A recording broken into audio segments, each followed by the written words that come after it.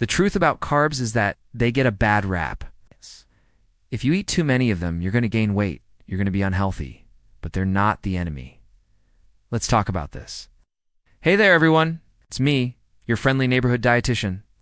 And today we're going to be talking all about carbohydrates, carbs. I know carbs have a really bad reputation, but in reality, they our body as preferred fuel source, and they can be part of a healthy diet. So let's dive into the truth about carbs and whether or not they make you fat. I am a registered dietitian and certified diabetes educator.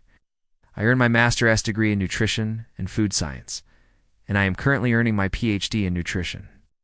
And today, we're going to be talking all about carbs. So let's dive in. So what are carbohydrates? Carbs are made up of three different things: carbon, hydrogen, and oxygen.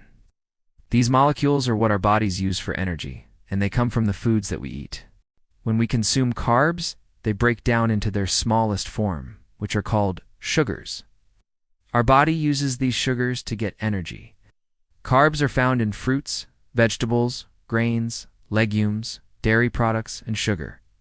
Yeah, that's right. Sugar is a carb.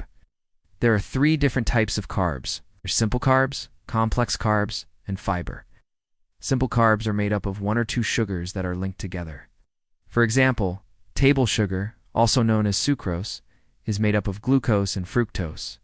Other examples of simple carbs include glucose and fructose, which are also known as blood sugar. You may have heard of those before, as well as lactose, which is found in milk and other dairy products. Complex carbs are made up of three or more sugars linked together. Examples of complex carbs include starches and glycogen.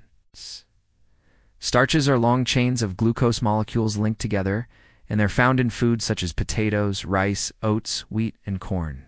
Glycogen is the storage form of glucose in animals, and it's found in foods of animal origin, such as meat and some dairy products.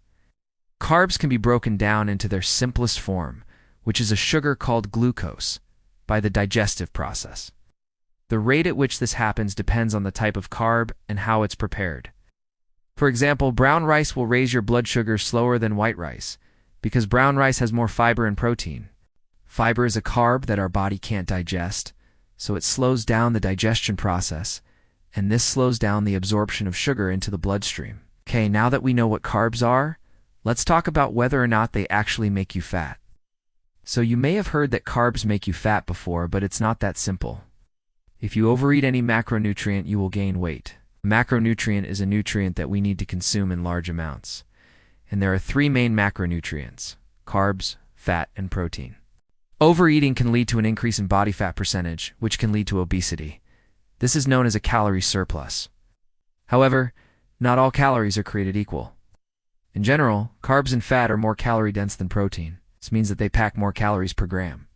Protein is for calories per gram, carbs are for calories per gram, and fat is 9 calories per gram. So it takes less volume to consume the same number of calories from carbs or fat compared to protein.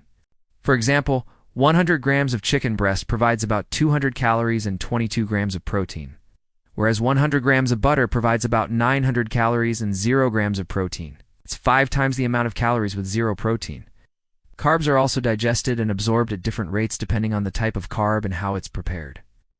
As I mentioned earlier, some carbs like fiber slow down digestion, and this results in a slower absorption of sugar into the bloodstream. This is important because eating carbs that are digested slowly can help you feel full for longer and can help prevent weight gain. On the other hand, some carbs are digested quickly, and this leads to a spike in blood sugar, which can lead to cravings for more carbs and can make it harder to stick to a weight loss plan. Now that we know how carbs affect our bodies, let's talk about how much carb intake is recommended. The amount of carbs that someone needs depends on a variety of factors, including age, sex, activity level, and overall health status. However, in general, carbs should make up 45 to 65% of daily calories. This means that if you consume 2,000 calories per day, 900 to 1,300 of those calories should come from carbs. It's also important to choose the right types of carbs and to eat them in moderation. As I mentioned earlier, complex carbs are generally better for weight loss because they are digested more slowly than simple carbs. Starchy vegetables like potatoes and corn are higher in fiber and protein than simple carbs like table sugar and white bread. These starchy vegetables contain more nutrients and will keep you feeling full for longer. Here's an example of how I might incorporate carbs into a 2,000-calorie weight loss diet. Breakfast, 470 calories, 2 Tubani yogurts, 1 coffee with 2 sugars. Lunch, 588 calories, 1 slice of bread, 1 tablespoon ranch, 3 ounces ham, lettuce, tomato, onion, mustard, pickles. Snack, 140 calories, 1 apple. Dinner, 486 calories, 3 ounces grilled salmon, 1 cup broccoli. This comes out to 182 grams of carbs. This diet is based on the principles of portion control and nutrient density. Each meal is a combination of lean protein, healthy fats, and complex carbs. The portions are small enough to prevent overeating, but large enough to keep you feeling full and satisfied. And the nutrient-dense foods are packed with vitamins, minerals, and fiber, while being low in calories. Let's take a look at what the research says about whether or not carbs make you fat. In a study published in the American Journal of Clinical Nutrition, researchers studied the effects of a low-carb diet versus a regular carb diet on weight loss in overweight adults. Participants were randomly assigned to one of two groups. One group followed a low-carb diet where they limited their carb intake to 20 to 50 grams per day. The other group followed a regular carb diet where they consumed about 50 to 60% of their calories from carbs. After 6 months, both groups lost a similar amount of weight. This suggests that it may not matter how many carbs you eat, as long as you are in a calorie deficit. However, another study published in the New England Journal of Medicine found that low-carb diets are more effective for weight loss than low-fat diets. Low-carb diet group lost an average of 5.2 kilograms of weight, whereas the low-fat diet group lost an average of 3.6 kilograms of weight. This suggests that reducing carbs may be more effective for weight loss than simply reducing fat. Another study found that low-carb diets led to greater reductions in insulin levels than low-fat diets. Insulin is a hormone that helps regulate blood sugar. When you eat carbs, your body releases insulin to help break down the carbs into energy. Too much insulin can cause weight gain, especially belly fat. By reducing carbs, you can reduce insulin levels, which can help with weight loss and improve insulin sensitivity. This can help your body use insulin more effectively, which can lower your risk of developing type 2 diabetes. So what does the science tell us?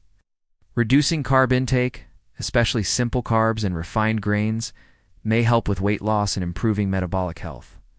But it's not the only thing that matters. Overall calorie intake plays a big role too. In conclusion, carbs are not the enemy. They are an important part of a balanced diet, and they can be part of a healthy weight loss plan. Just be sure to choose the right types of carbs and eat them in moderation. Check out this video for more tips on how to lose weight and keep it off. And check out this one for more information on healthy eating. As always, I hope you learned something new, and I will see you next time.